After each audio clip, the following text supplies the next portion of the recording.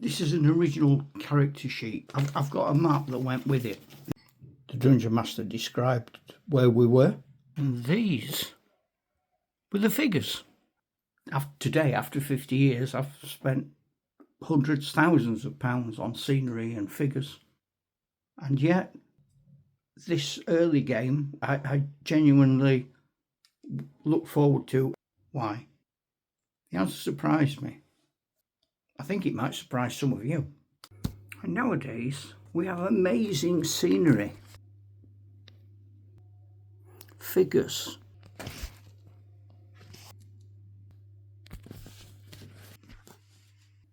we have libraries of tremendous books, we have paints.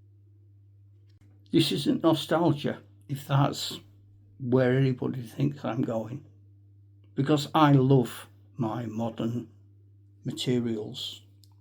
I love my modern figures. I love the books. I love the scenery. That's me. That's the oldest photograph I have of a genuine war game. I can honestly say that it was taken just almost literally as I discovered Dungeons and Dragons.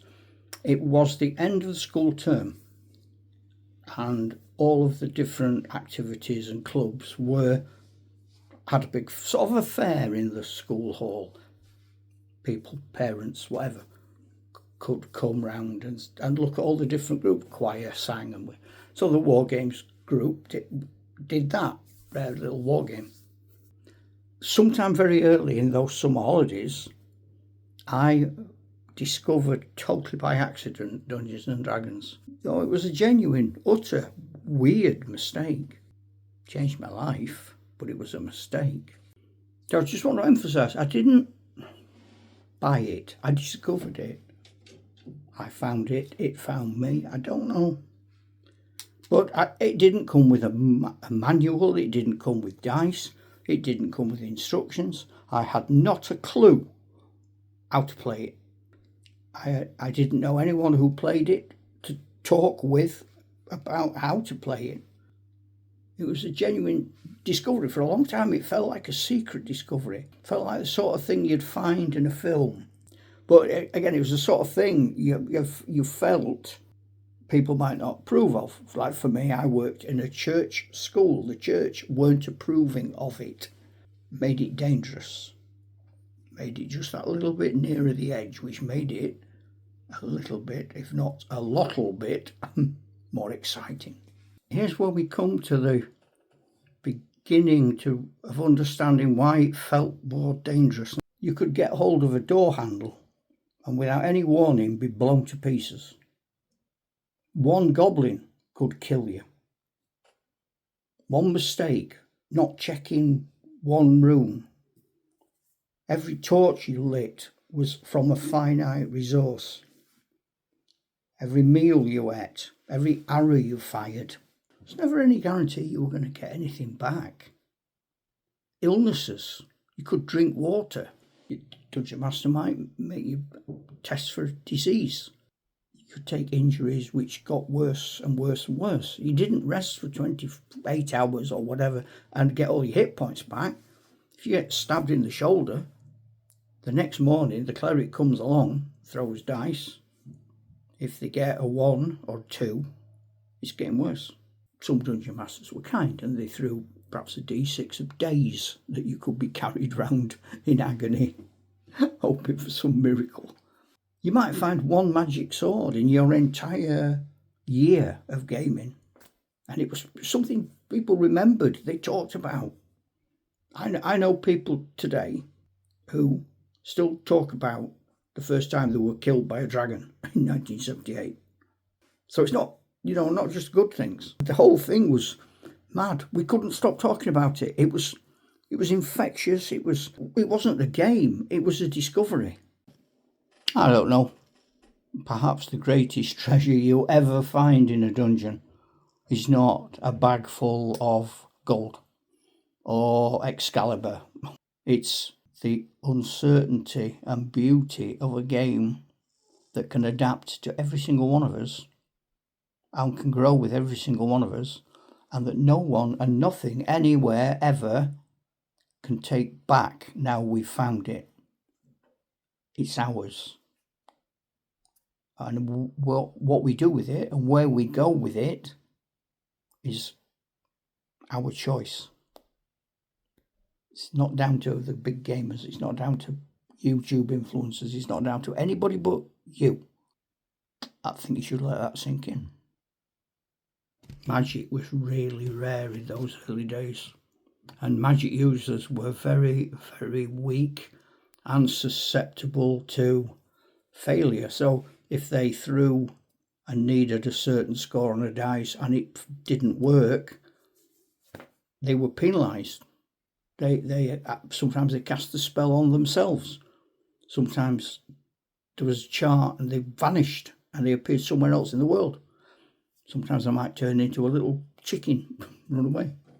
But there was penalties. Magic users didn't want to cast magic because they were more likely to die from their own use of magic than they were from enemy action. Every time a magic user cast a spell, they lost a d6 from their wisdom and intelligence and constitution because it weakened them.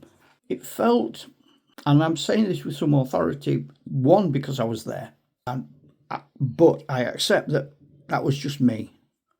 Having said that, reading the comments and talking to you, I know those of you who discovered Dungeons and Dragons earlier have the same experience. Not exactly identical, the same experience, the same feeling, the feeling of adventure, the feeling of fear, the feeling of trepidation.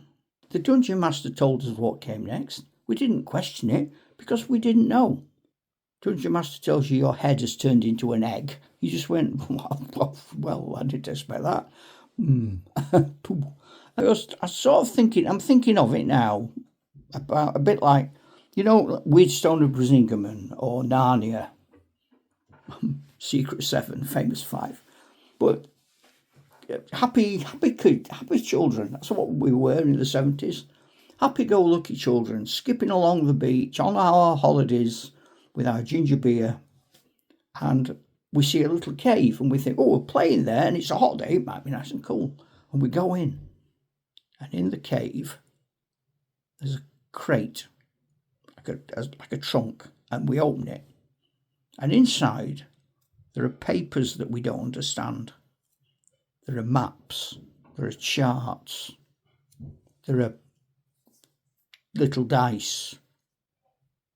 We don't know what it is. It doesn't say this is a game, Waddington's or Avalon Hill. We don't know what it is. We just open the box and there's all this stuff. And if you discover it with friends, or maybe you discover it on your own and you go round to someone you trust and you say, I found this, have a look at this, what do you think? And you both have a look at it. I think it's a game. How do you think we play it? Well, I don't know, do you? No. Well, let's make something up. And then it began to grow. But we didn't know what Dungeons and Dragons was, and we didn't know what Dungeons and Dragons was going to be. It was just an exciting discovery at a time in our lives when exciting discoveries were gripping, really gripping. And I think that's the secret. I love all this. I love my dice that light up. I love the treasures. I love the traps. I love everything. I love the bookcases. But it doesn't feel the same as it used to do. And I'm not sure I can get it back. Having discovered what it was, because I think you can only make a first discovery once. You can only have your first kiss once. You can have other kisses. You can have other discoveries. But the first one is always the first one. It might not be the best. It might be the longest meaning. But it's always going to be the first one. And nobody and nothing can take away from that inevitable, undisputable, undeniable fact. Try Chuck. That's me. That's the